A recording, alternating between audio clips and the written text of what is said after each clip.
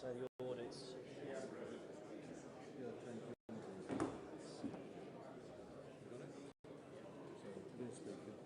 Here.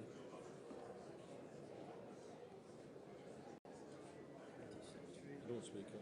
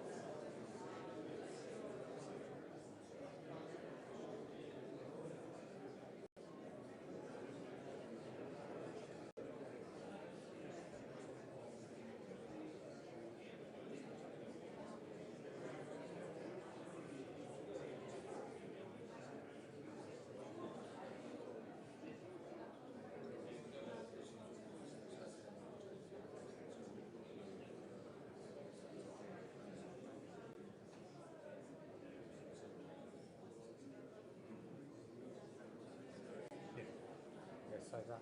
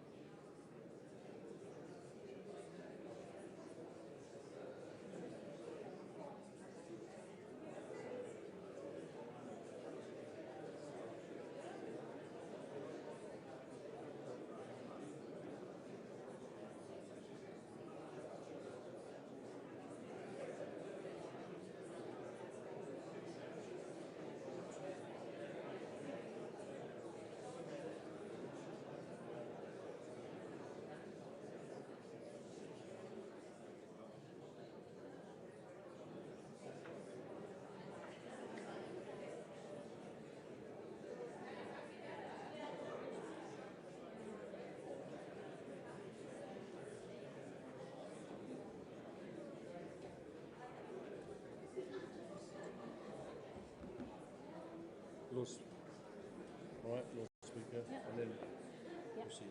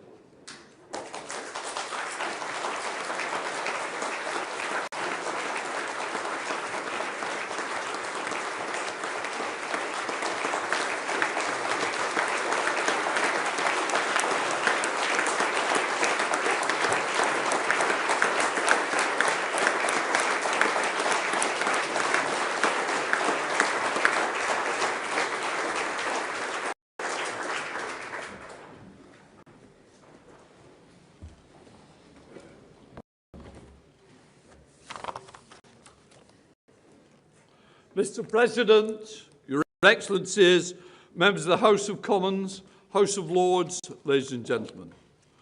Well, I'm always pleased to see you, Mr. President. My friend, I've got to say, unfortunately, this is not a meeting to celebrate or to see peace. We shall be happy and proud to see the President of the nation which has fought so bravely for its independence and freedom. We should be celebrating the courage and resolve of the people of Ukraine. Your country has showed incredible determination and ability in defending itself against the Russian aggression. But we cannot celebrate because we cannot forget there is not yet a just and lasting peace. We cannot forget that just over 4 years ago, Russia launched its illegal invasion into the heart of Ukraine. We soon learnt what happened in places like Bucha. I saw the devastation and the pain that was inflicted. I've got to say, to see that for myself last year at the Bucha Summit of Speakers, it was a strong reminder of why it is so important that the UK helps you seek justice by supporting the International Criminal Court and domestic war crimes that have happened in Ukraine. We stand in solidarity with you, remembering the civilians, the men, the women, the children who were slaughtered and there and elsewhere. The burning of bodies, the mutilation of bodies, the photos that we have seen of the atrocities that were carried out by Putin and his regime. Nor have we forgotten the children taken from Ukraine, forcibly deported to Russia, and the struggle of their families to regain and reintegrate them. We are committed to helping you trace them through a pilot mechanism which has identified over 600 additional children since September.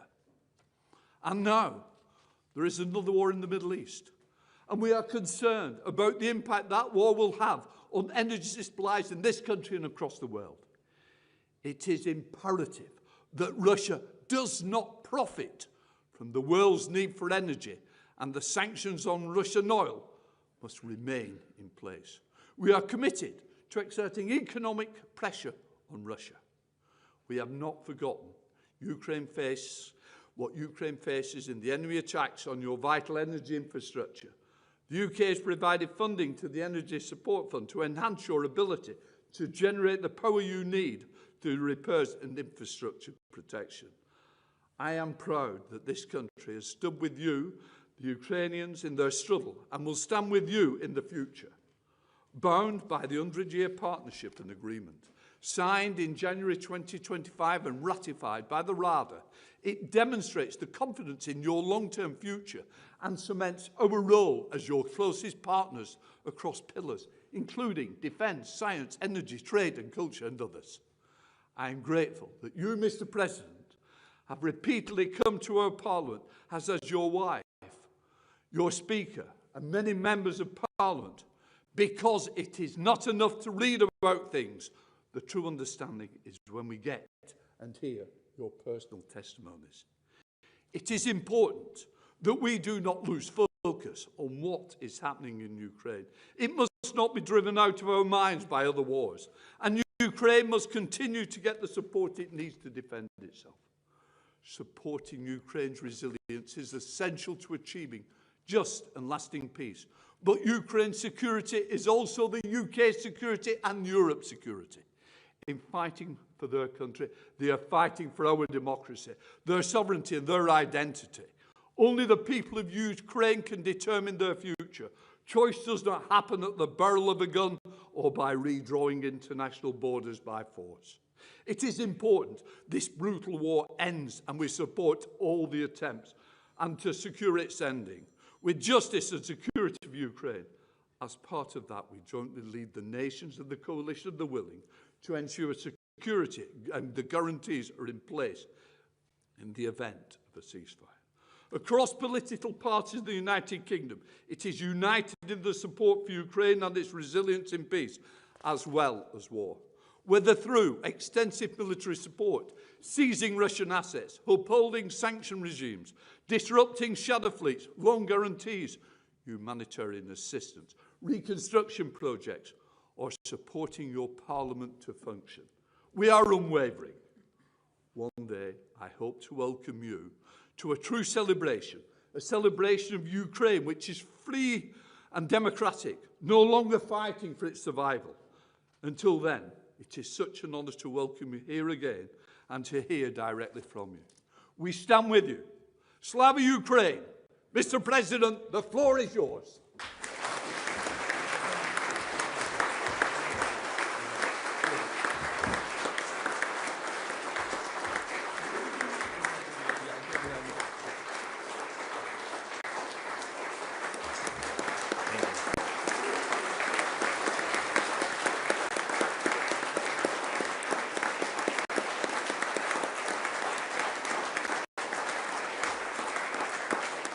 Thank you so much. Thank you very much, Lord Speaker, Mr. Prime Minister, dear Keir, Mr. Secretary General, dear Mark, dear members of Parliament, dear journalists, ladies and gentlemen. Thank you for all your attention to us, to Ukraine, and for the support that Britain and the British people have given us since the start of Russia's full-scale war. Together, we have saved many, many lives, and we can save many more. Now, among Ukrainians, trust in the United Kingdom is one of the highest compared to all our partners, and it's absolutely well-deserved. It comes from your support, your leadership, and your cooperation with us. When Ukrainians think of Britain, they know they can trust it, and I thank you for that. Thank you.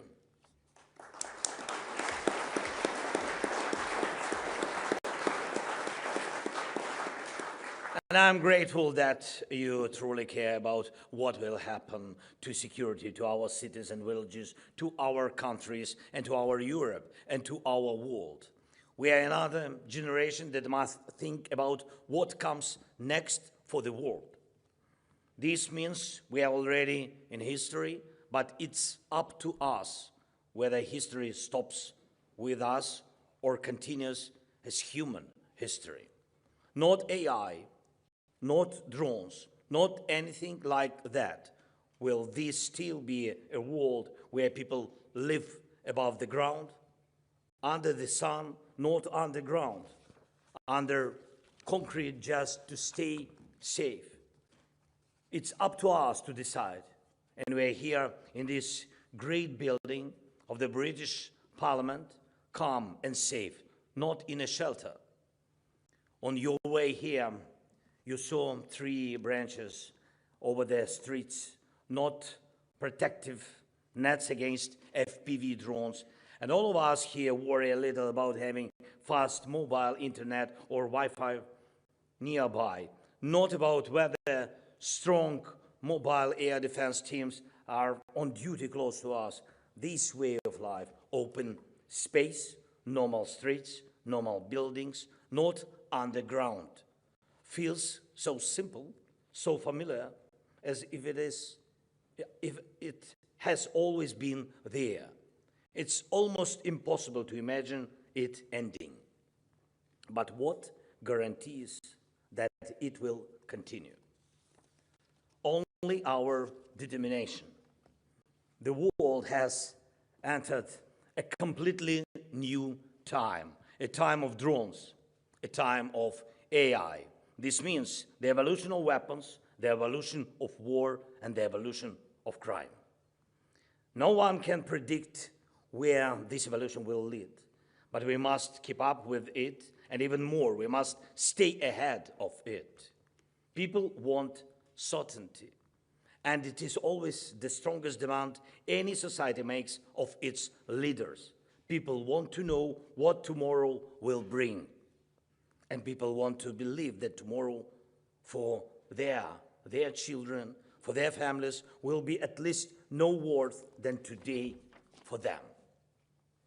And when they don't see a future, people begin to support those who reject everything, offering something entirely different, something that can break the very foundations of society. So we must have an answer that tomorrow will be at least safe. And this is the foundation. Without security, there is no strong economy, and there are no social services, and truly work, and no real hope for a normal life for our children. And this is our duty, the duty of this generation of leaders who are acting now. We must deliver real security, safety on the streets, safety at home, the protection of our culture, and real respect for the rights and security of our people, and national security proven by war. Ladies and gentlemen, right now, there are 201 Ukrainians in the Middle East and Gulf region, and another 34 are ready to deploy. These are military experts who know how to help, how to defend against Shahid drones. Our teams are already in the Emirates, Qatar, Saudi Arabia, and on the way to Kuwait. We are working with several other countries. Agreements are already in place. We do not want this terror of the Iranian regime against its neighbors to succeed. And I sent these military experts at the request of our partners, including the United States. In fact, this is a part of drone deal we proposed to the United States, which we worked on together and which is still on the table. And we are ready to offer similar deals to all our reliable partners, from practical cooperation on drones to future defense alliances. And I don't think anyone would want to leave Ukraine's war-proven strengths and capability outside their security. If someone does, it wouldn't be wise. The United Kingdom sees these opportunities clearly. Our agreements are always solid, and I am glad that today we have signed a declaration with the Prime Minister. Thank you very much, Keir.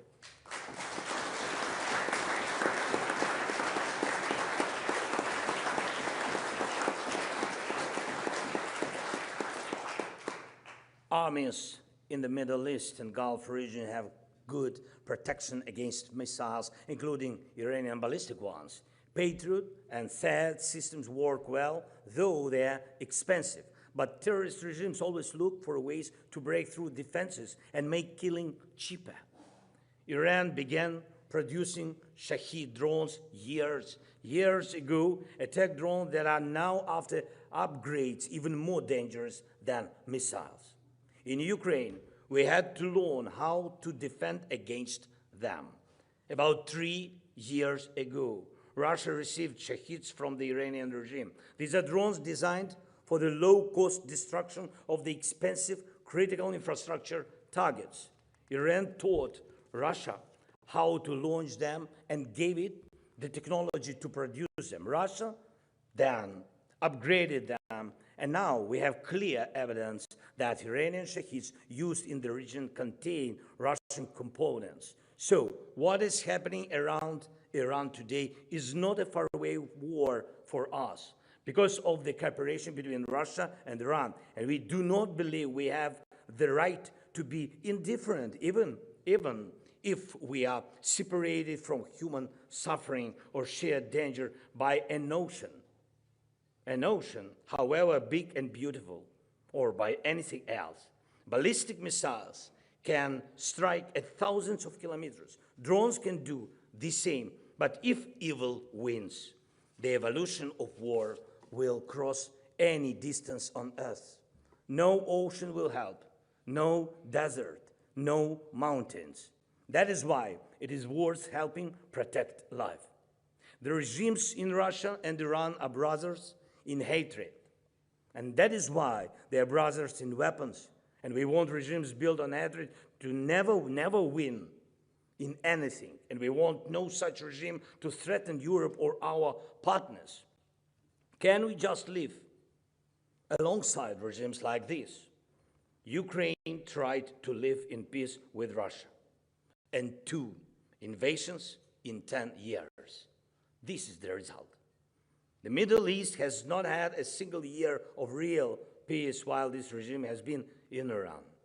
And we are entering a time when such regimes are gaining new ways to kill, cheaply, over long distances, using AI, and as before, simply because they want to destroy you and can force their own people to work for war.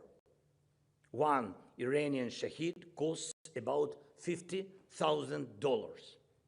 To shoot it down, partners often use missiles, some costing up to $4 million, or combat aircraft, which is also very expensive. Iranians knew that no air defense in the world would be enough to stop such drones, such number of drones.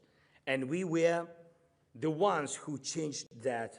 In Ukraine, we stopped one such drone with 2 or 3 interceptors, small interceptors, costing less than $10,000 in total. So our approach is far more cost-effective than anything our partners use today. Dear friends, we must build security the way so that the evolution of security stays ahead of the evolution of war. And it is not only about a state launching attacks. We must be ready for any kind of strike, including from non-state actors, criminal networks, terrorist groups, and even lone attackers who can gain access to such technologies. With the spread of drones, mass attacks no longer cost billions, they cost far less. It is no longer only a wealthy madman like Putin who can afford this, unfortunately. But even now, and even he is still being given money as sanctions on his oil are lifted. And of course, I thank you that the UK is not doing this. Thank you so much. And we see the same way, strong support for Ukraine, strong sanctions against Russia, and strong joint defense projects are the only basis for effective diplomacy to end this war. Aggressors don't end wars because they suddenly want to. They stop when they can no longer continue. That's why pressure is crucial. I thank you that Britain understands this. Thank you.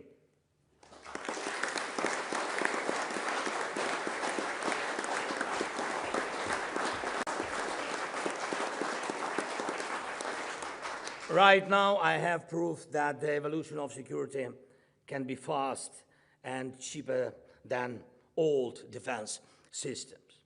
And this is an iPad with software that lets us control our security in real time. It's true. We have these iPads. I have one.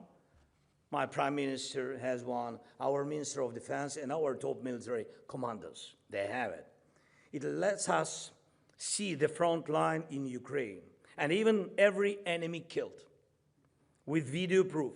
Right now, 90% of Russian losses on the front are caused by our drones. That's why it's so important to know who has the advantage in drones and to be fast and strong in defending against them. iPad also shows every strike in our skies, our sea area, and our long-range strike against Russia. It gives us real-time control over people's safety and our infrastructure and energy sector. And I believe the evolution of security will make it possible for every leader, every defense minister, and even ordinary people to have tools like these, and with them, a high level of protection of life. Leaders and ministers work for people. And if the leaders have power, it's only because people trust them with their security. With tools like these, people will not only trust, they will be able to see for themselves what is being done for their security in real time.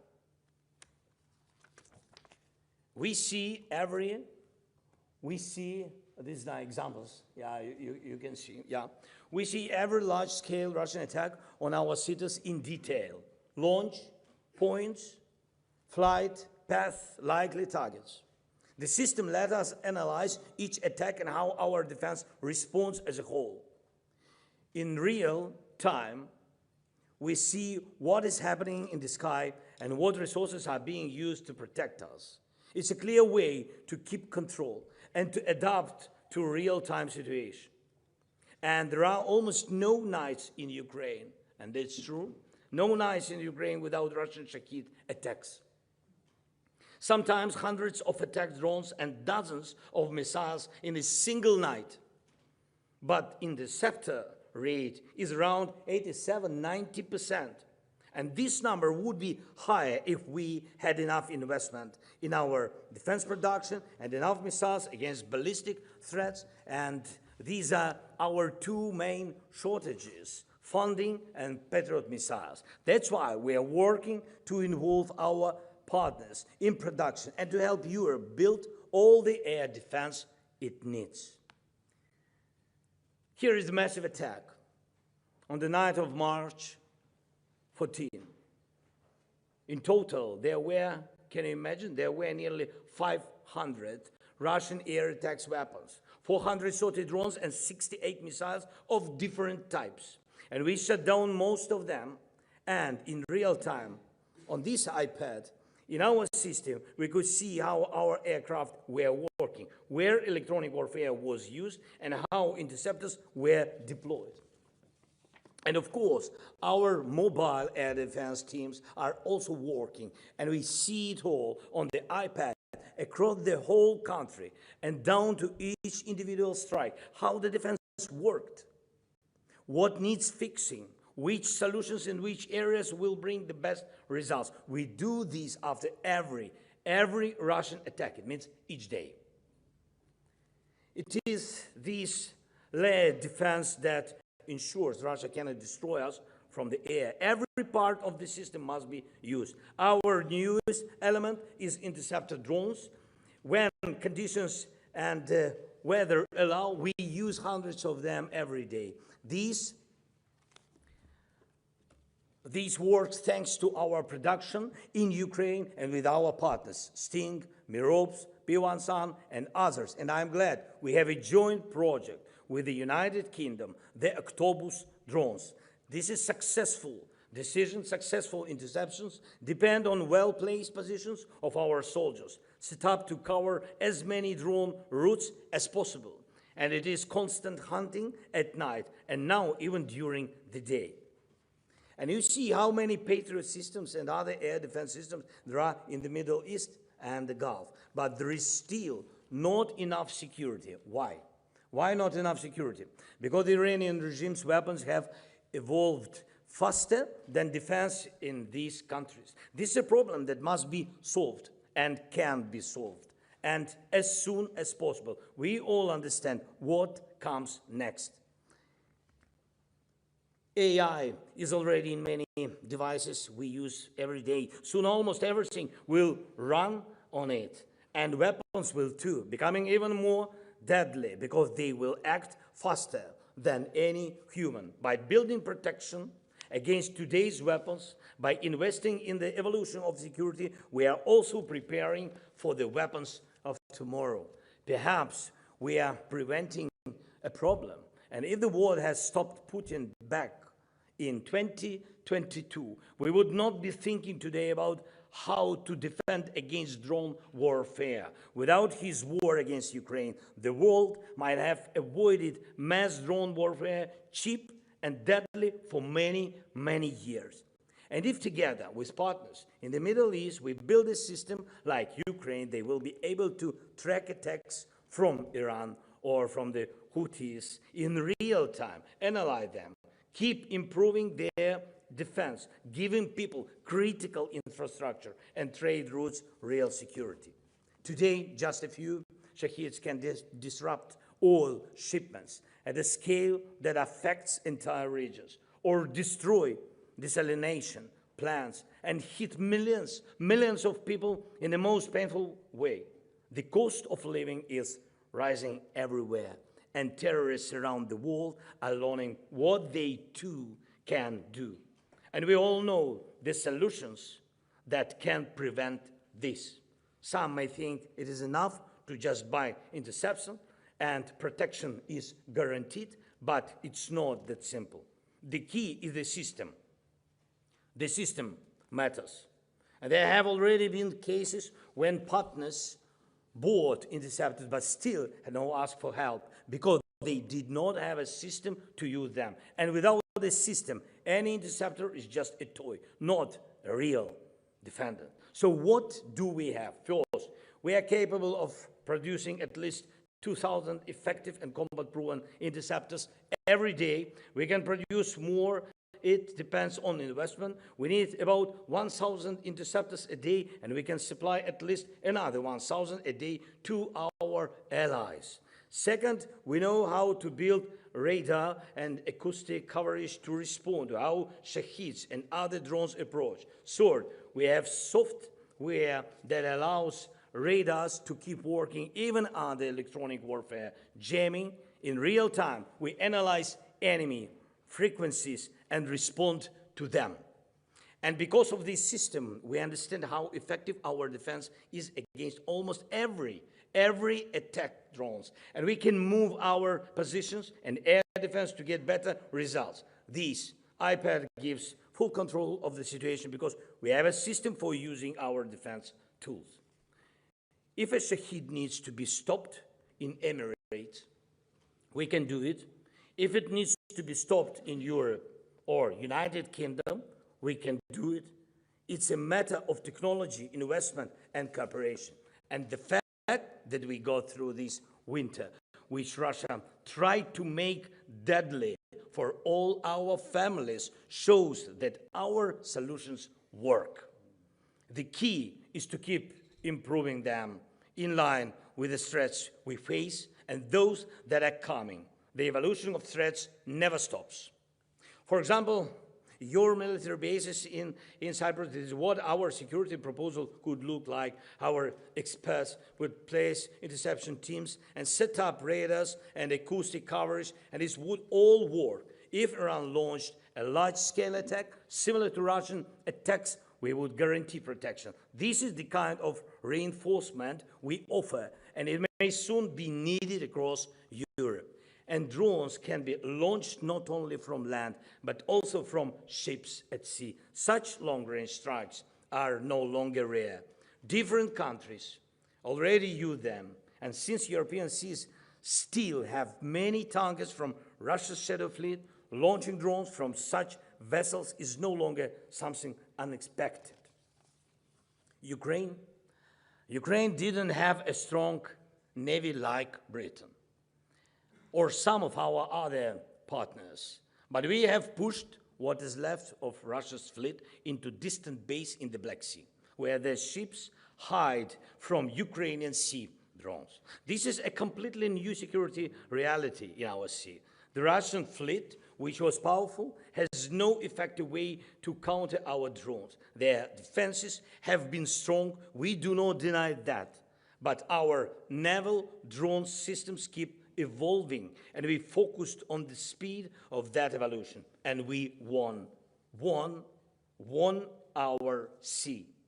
We started with simple kamikaze sea drones, then we built drones with turrets that can shoot down helicopters. Now we have drones that can shoot down Russian fighter jets from the sea. We have developed boats that carry other drones. We also have boats that strike targets on land from the sea. And we are developing more stable drones that can operate longer and more effectively at sea. Soon, and not in the distant future, we will have systems that can operate even in ocean conditions. We are also effectively working on underwater systems. So, facing threats in the Black Sea, we are finding the right security solutions.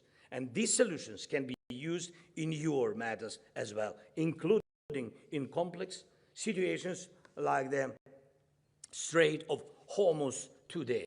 Drones can solve problems that even a fleet sometimes cannot.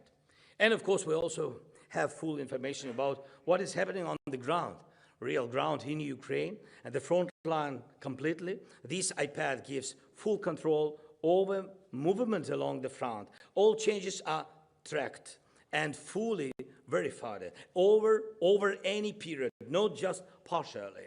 Ukraine collects, analyzes, and uses data on the full battlefield situation. We track every engagement and every change along the front. And we have video proof for almost every figure of Russian losses we report. This winter alone, Russia lost more than 92,000 killed and seriously wounded, each confirmed by video. So these are people who will not return to the battlefield. This is the first example in the world of full digital tracking of war. Russia may try to mislead satellites or adjust reports in the highest offices around the world. But if this iPad shows that Kupiansk, this is our big city in Kharkiv region, Kupiansk is under our control, then it is true. If it shows that in the past 30 days we have regained more territory than Russia has taken, then it is true. Clear numbers, clear positions on the map. And without this kind of digital tracking and without a system to collect and analyze real battlefield data, it's impossible to fight a modern war effectively, defend your country, manage a wartime economy, or understand the cost of peace when this aggression is stopped and real security is guaranteed. Ladies and gentlemen, our belief that we can stop even a much stronger enemy and guarantee real independence and real security is not something abstract. Ukrainians are practical people, very practical. Ukraine is the best place today to produce drones, to develop technology. It's also one of the best places to produce artillery and to test what really works in weapons and in tactics. Ukrainians are creating new ways to protect their life on the battlefield, in our cities, villages, in our infrastructure, at sea, in the sky. And we didn't become this technological by chance. Our strength through more than 4 years of full-scale war is not by chance either. This is the result of work. This is the result of our system. And we offer real defense cooperation, and we are already working together, not from zero. On today's battlefield on land, in the air, at sea, success depends on speed and on smart, system-based solutions. And this is our answer to Russia. We do not say Russia cannot innovate. It can, but it does so to kill. To kill, to maim, to destroy. This is what it does best, as do the Ayatollahs. You can see it in how Shaheeds have involved, from something like weapons of the Blitz to drones that are faster, more deadly, and already using AI. But we know how to stop this because we have system, and the system of defense that works with what you and other partners use. We have strong coordination between the front and our defense industry, and we have something else, the skill and thinking of Ukrainian soldiers. Often, ideas from one unit, one brigade, when scaled up, solve problems that once seemed impossible. All of these works together, and it helps us fight with fewer resources than Russia, but with more dignity. Dignity. This is the main thing what we have. Dignity of our people. We must go further. We must build modern defense forces together. Only together with you, with all our allies in Europe, we must produce all levels of air defense against drones and all types of missiles, including ballistic. Our seas must be secure, and our forces in other seas must be protected from all threats. Europe not only has this potential, it also has a mission to protect not only itself, but what it believes in. We believe in people, in their rights and freedom. We believe in culture, and we want nations to live in real peace, strong peace, and communities in respect. Together, Europe is a global force, one of the world cannot do without, and that no one can stand against. We must grow this strength, and we can do it, and we must direct it, and we can. We must act now so that the future generation will say, these leaders acted when it mattered, and that people lived in safety. We are ready to do everything so that our defense stays ahead of those who want to kill. Please work with us as closely as possible so that neither Kiev, nor London, nor any of our capitals will have to hide under drone nets or live under concrete without a safe sky, safe land, or safe seas in a world where drones rule instead of people. You should have tools like this iPad, which means having the system of protection, the system we can build together. Today, I began my visit with an audience with His Majesty King Charles. And I gave him the iPad.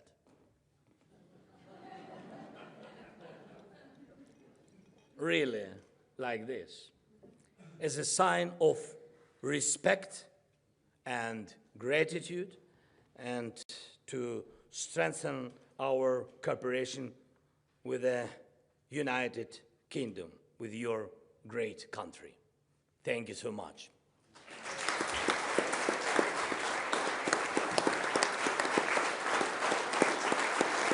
Are you going to, am I just going to do Just one. 1/10. It was too long, sorry. But I have 1/10. Just, sorry, one sentence. Yeah. And His Majesty asked, me if I had another one iPad. I said, I only have my own left, and I can't give that up.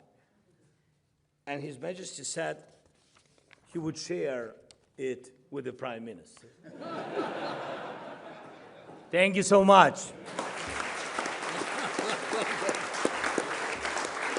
I just want to thank you. Thank you so much. Too long, yeah? No. Sorry. Okay. Sorry. Can I give you a speech? On this floor? Thank you.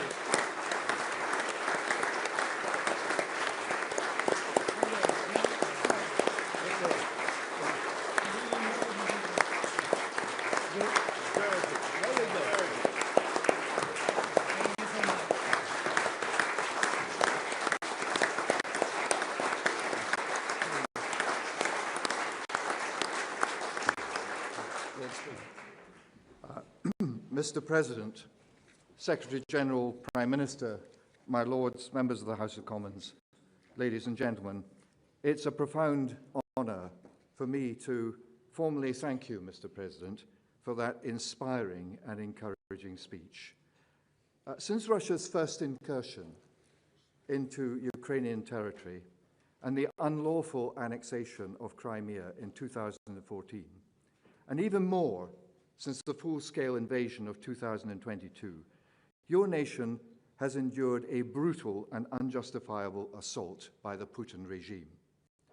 With the support of the United Kingdom and other allies, you've resisted murderous aggression and stood strong for the principles of liberty, justice, and peace. And the UK has committed more than £20 billion to Ukraine since the invasion, and that support remains unwavering, with further military aid pledged as long as it takes. And I welcome very much today's announcement that closer UK-Ukraine defence cooperation focused on this impressive electronic warfare and measures to counter drone attacks. I was going to say, as a Scot, I was delighted to hear recently that the fishing community had sent hundreds of tons of salmon farm nets to Ukraine to help defend against drones. But you've moved on from that, I can see. The continent of Europe and the whole free world owe Ukraine a debt of gratitude for your courage. J.M. Barrie, the world-renowned, I hope, Scottish novelist and playwright, understood that courage is the sustaining virtue, the one on which all others ultimately depend. In an address to my own University of St Andrews just over 100 years ago, in the wake of the carnage of the First World War, he declared, "Courage is the thing. All goes if courage goes. Unless a man has that virtue, he has no security for preserving any other." And the English writer W.E. Henley, in his poem Invictus, which is so well known, gave that truth its most memorable expression, the battered but unconquered soul. Henley knew about suffering, having lost a leg as a young man, but he refused to let that suffering master his spirit. He wrote, "In the fell clutch of circumstance, I have not winced nor cried aloud. Under the bludgeoning of chance, my head is bloody but unbowed." And those words speak with great force to the courage shown in Ukraine by you and for so many over so many years, too many years. In the Ukrainian people, we too today see embodied both Barry's moral insight and Henley's defiance. Mr. President, next month, I am proud to host here in the House of Lords, or up the corridor, a viewing of the deeply moving film Second Wind, which is sponsored by a member of the House who I see in his place, Lord Banner, whose wife is also Ukrainian. And for those who don't know, I commend this film to you. I tell you, you won't get through it without bursting into tears. It features 5 Ukrainian soldiers, Olya, Roma, Misha, Sasho, and Vlad. All have suffered severe combat wounds, including the loss of limbs, defending their homeland against the Russian invaders.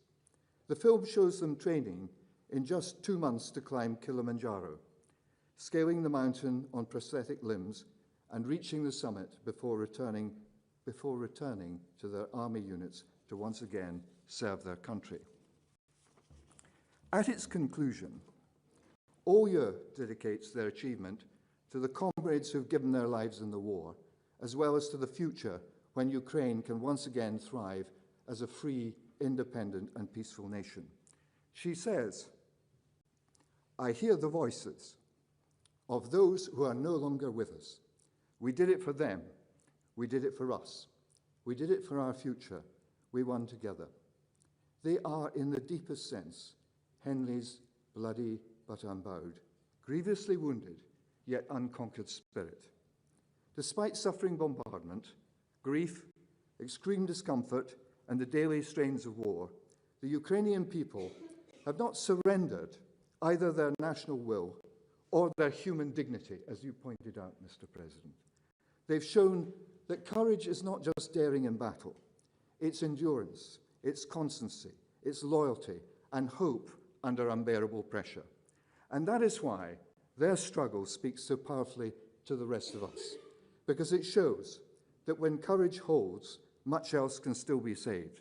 And we stand by them, and we wish you well. And I join my friend and colleague, the Speaker of the House of Commons, in declaring loud and clear, Slava Ukraini.